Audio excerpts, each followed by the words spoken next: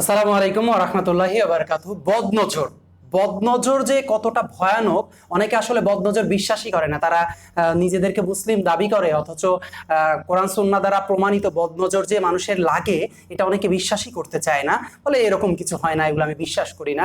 আসলে এটা তাদের, আমি মনে করি, ইমানের দুর্বলতা। বদনজর সত্য, এটা কোরআন সুন্নাহ দ্বারা প্রমাণিত।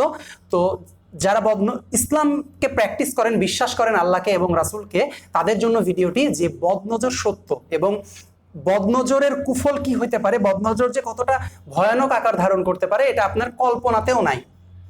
কয়েকটা উদাহরণ দিই। একটা হাজবেন্ড ওয়াইফ, নতুন বিয়ে হয়েছে, তারা ফেসবুকে ছবি দিচ্ছে, অনবরত ছবি দিচ্ছে।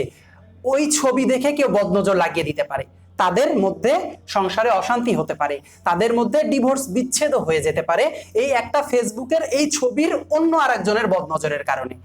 প্লাস আপনি আপনার সন্তানের খুব সুন্দর করে সাজিয়ে গুছিয়ে একটা ছবি ফেসবুকে বা বাস্তবে নিয়ে ঘুরাইলেন, কেউ একটা দূর থেকে দেখে হয়তো, বেশিরভাগই লোকে আপনার মাশাল্লাহ বলবে না, আল্লাহর শুকরিয়া আদায় করবে না, যে আল্লাহ মাশাল্লাহ বা সুবহানাল্লাহ, মানে আল্লাহর শুকরিয়া আদায় করবে না বেশিরভাগ মানুষ।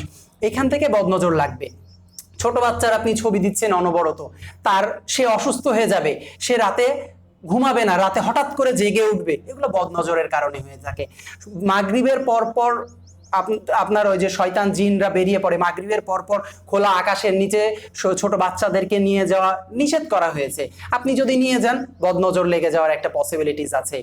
তারপরে আপনি যে, অনেকে সোশ্যাল মিডিয়া অনেক ধরনের শো অফ করে, এই শো অফের কারণে বদনজর লেগে যেতে পারে। বিশাল একটা চাকরি পাইছেন, আপনি অনলাইনে ইনকাম করছেন 1 কোটি টাকা, দিয়ে দিলেন স্ক্রিনশট, 1 কোটি টাকা ইনকাম করছে এক ধাপে, বদনজর লেগে যেতে পারে, অনেকের বদনজর লেগে যেতে পারে। তো এখানে বেশিরভাগ মানুষই, আমাদের দেশের বেশিরভাগ মানুষই, তারা প্র্যাকটিসিং মুসলিম না। তারা সলাৎ আদায়কে অপশনাল মনে করে, তারা সলাৎ যে ফরজ অবশ্যই করতে হবে, না করলে যে ভয়াবহ পরিণতি, এটা বেশিরভাগ মানুষই জানে না, তারা ইসলাম প্র্যাকটিস করে না। তো আপনি এই সব সমাজে যদি বদনজর থেকে বেঁচে থাকতে চান, যতটুকু পারেন প্রাইভেসি মেনটেন করেন, নিজের গোপনীয়তা প্রকাশ করবেন না।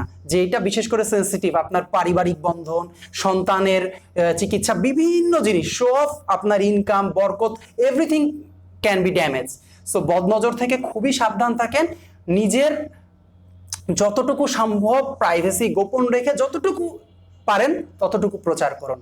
আসসালামু আলাইকুম ওয়া রাহমাতুল্লাহি ওয়া বারাকাতুহু।